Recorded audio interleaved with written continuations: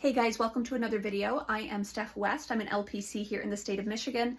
And today I want to share with you, it's a little bit of a personal narrative, but it was so fundamentally important to kind of wrap myself around this concept very early into last year. So when I was going through a really tough season, I made myself one specific promise.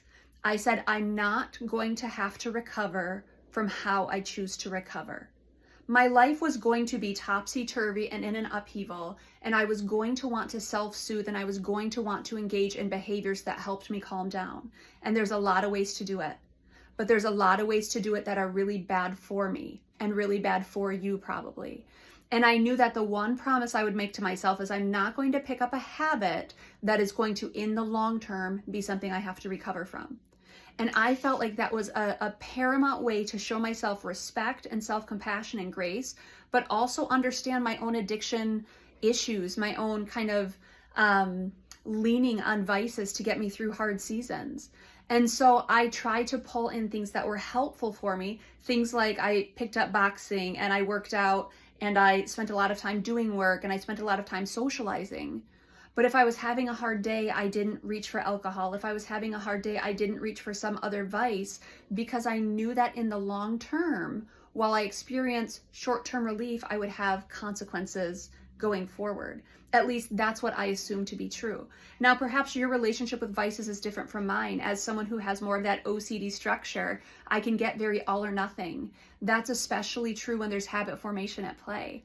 And so one of the things that I choose to do is to abstain from a lot of things. And I want to give an anecdote that actually illustrates how quickly habit formation can actually happen. Now, my brain, again, it gets very black or white. So when I know the science behind things, I'm like, oop, that's a hard pass. I'm going to stay away from that. And here's why. Over this past semester, when I was doing World Lit with my students, we had some beautiful weather outside. And so I had said to the kids on a Wednesday, I said, you know what? It's gorgeous out today. We're only doing reading individually or independently. Why don't we go outside and you can sit wherever and we'll just enjoy the sunshine? And so they were just elated and they go outside and it's the coolest thing that we get to just be outside and enjoy nature and read. And it was so relaxing. So we come to class on Thursday and I'm like, oh, yesterday was so nice. Okay, let's do it. Let's go outside for day 2. And the students are elated and they're like, oh my word, 2 days in a row, this is great. And it's this big reward and it's awesome. They come in on Friday and they're like, Mrs. West, let's go outside. And I said, nope, we have some book work to do today. We have some worksheets to do. We have some group stuff. There's too many moving pieces. We can't just go outside today. And you wouldn't believe the amount of pushback I got that I was unreasonable. I was so, I was so dismissive of what they wanted to be true. I was being a tyrant, yada, yada, yada. Look at how quickly that happened. Day 1, it was a privilege. Day 2, it was what we were expecting. Day 3, we experienced it as a deficit. That is some interesting stuff at play.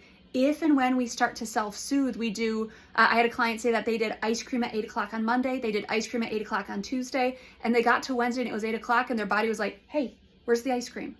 And that was at the subconscious level. They weren't even thinking about ice cream. Their body was just like, give it to me.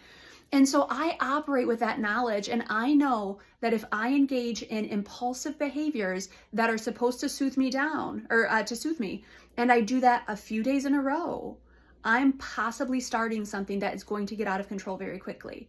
And again, that's my story. That might not be your story, but it's something to consider. If you're in a season of high distress, be very intentional about what you invite in, because habit formation can be very quick. When we're in high distress, we will want to soothe, and the goal is to not have to recover from how you choose to recover whatever season you're in right now.